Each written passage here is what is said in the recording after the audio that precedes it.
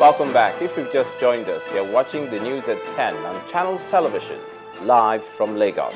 A reminder of our top stories. Large turnout of voters in the Ekiti State governorship election amidst heavy security.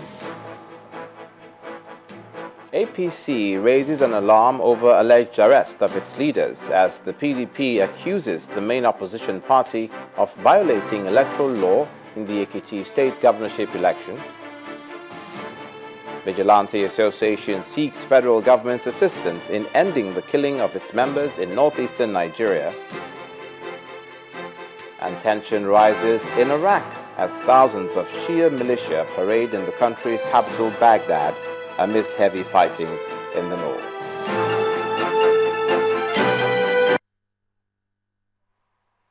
All our top stories can be found on our website. That's ChannelsTV.com. and on youtube.com/channelsweb. To get us on the move, please visit m.channelstv.com to view us live on your mobile device. You can also download the Channels TV app for Android, iOS, and Windows phones from their respective stores.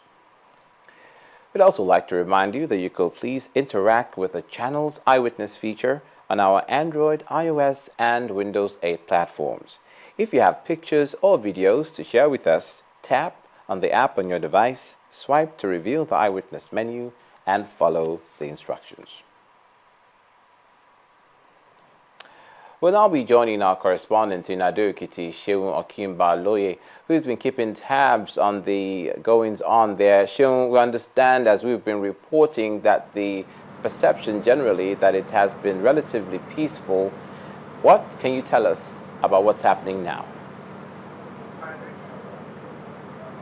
Thank you so much, Olumide. It's been a very long day for INEC, voters, and people of Ekiti State, and also journalists and all other people who have observed this federal election. It's been calm, it's been peaceful so far. No report of violence, skirmish that we've heard so far. But right about now, results are coming in from the different local government areas, and this is the compilation arena where the results will be compiled and eventually announced here at the INEC headquarters in Ekiti State. Well, I have with me the INEC Resident Electoral Commissioner for Ekiti State, Dr. Aliru Pai. Thank you for joining us on the news at 10. Thank you very much. How would you rate the commission, INEC, in this very election? Well, it's not only my rating, it's the rating of everybody. As you have said, that since the commencement of this election today, it has been very peaceful. There was massive turnout, and the process was really so smooth. And the collation, and up to this time, there has not been any problem. So I can say that this time around, INEC has scored reasonably very high. All right, we've been waiting for the result. Can you feed us in on what is happening right about now and what we should be expecting, and when will the result be announced? Well, as we speak, 2 local governments have already brought in their results, and we're expecting the remaining 14. And since the returning officer is around, the national commissioners are around with the resident electoral commissioners, we believe when we have a reasonable number of local government results in the state headquarters, we are going to start the collation. All right. At some point before the election started, when people saw the deployment of security operatives, there are fears in some quarters that may actually scare some voters from going into vote.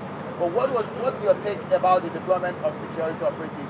This is very massive, different from what we have seen in some other elections. Yes. What's the sense behind that? Well, I think on the contrary, the massive deployment of security should give an average electorate, that confidence and assurance that yes, this time around, nobody will accept anything other than peace. And I believe it has done that. And that is why we're able to have this very successful election. All right. Tell us, you had a bit of some challenges in this particular poll. Tell us what exactly those challenges are and how you were able to overcome them. Well, I think at the beginning, I wouldn't say that we have much challenge because we have harvested enough ad hoc staff. We have actually also gotten the very sensitive materials early enough. You can see it's one of the first time that INEC is distributing materials to local government 3 days to the election. By and large, I wouldn't say that there was any much, logistics problem, but of course there is no human, activity that you would say it's 100%, and those challenges, as you can see, have been overcome. All right. On the final note, tell us in this particular poll, there are takes from the politician, and they have their thoughts about this election. How would you say they are fared in terms of their comportment in these very polls? I understand when during the stakeholders meeting, you talked about the attitude of the politicians in this particular poll. Do you think they actually conducted themselves well? Yeah, I think I will give a very high mark, to the politicians this time around, because during our stakeholders and other, fora, we have resolved in Ekiti that we are going to have a peaceful and orderly election, and I'm happy and we thank God that we have achieved that. Thank you, Dr. Opai, for talking to us on News at 10. Thank you very Well, much. I've been speaking with Dr. Ali Opai, the INEC Resident Electoral Commissioner for Ekiti State, who spearheaded the process so far. We are waiting for the results to come in. 2 results have actually come in. We're waiting for 14 more results from the other 14 local government areas. And that's the situation of things here, based on what we are monitoring at the INEC headquarters here. Olumide. Thank you. Many thanks. That makes up the 16 local government areas. And of course, Channels Television will bring you the results as we get them of the Ekiti State governorship elections.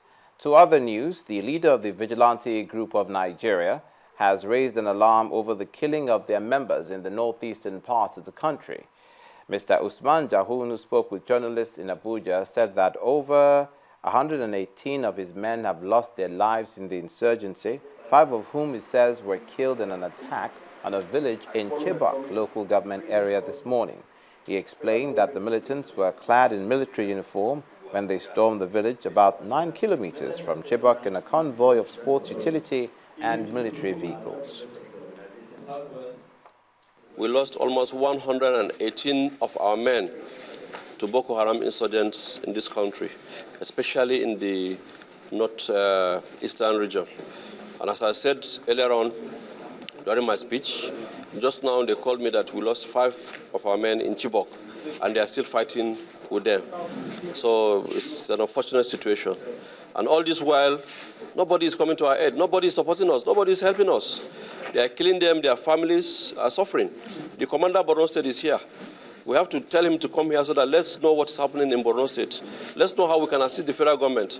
But what is the federal government doing to us? If they don't want us to work, good and fine. But I believe this country will all it, all of us. It's our country. Whether we like it or not, we have to come together, assist the former security agencies, and fight for what is happening today in this our country. Our own problem here now is that lack of funds, lack of total support.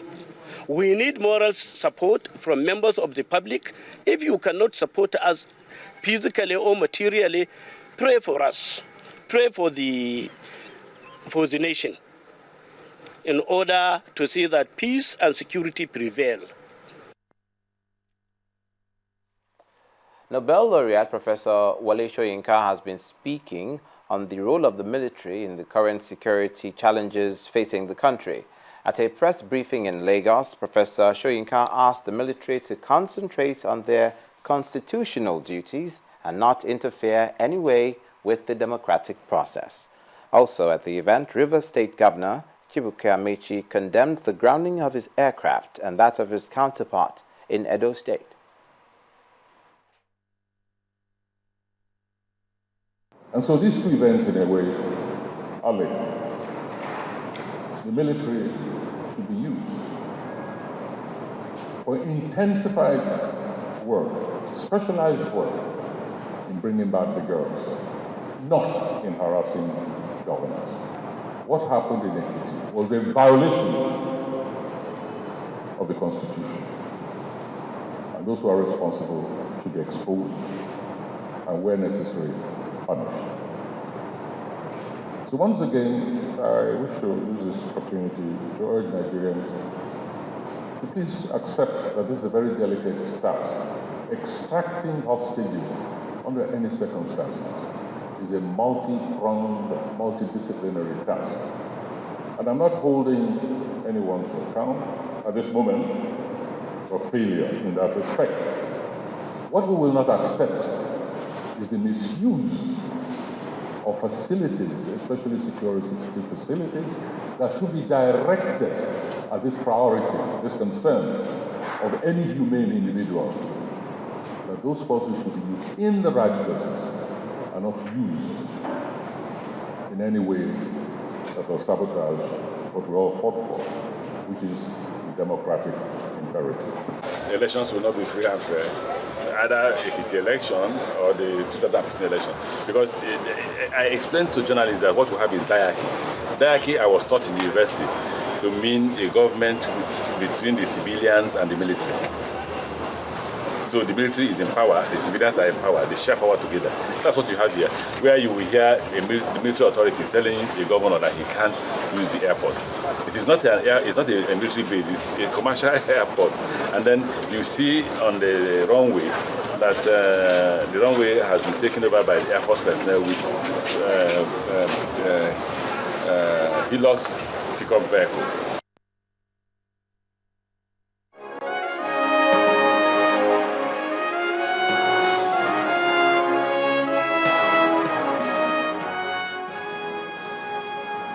Members of the Bring Back Our Girls campaign in Abuja say they've been vindicated by the federal government's committee's report on the Chibok girls. Now, the committee submitted its report to the president, Goodluck Jonathan, yesterday, saying that 219 girls are still held by the Boko Haram sect. At their sit-out session today, the members of the group urged the government to intensify efforts to ensure the safe return of the girls. I feel somehow relief on one side because the government and those who are against us, we believe now. Even if they will be against us, they will be against us on different quota, but they will not be against us on the pretense that we are lying.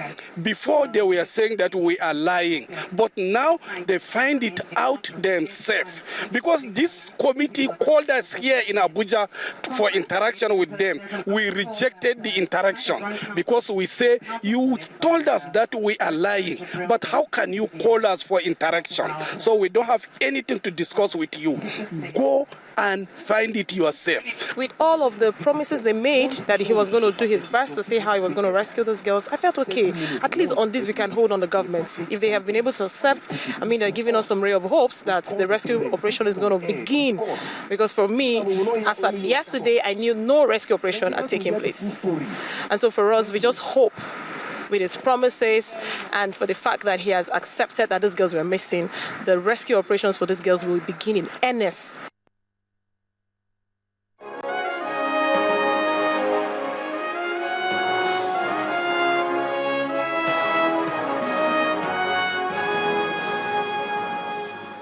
Still ahead on the news at 10, cautious trading characterizes market activities at the Nigerian Stock Exchange this week.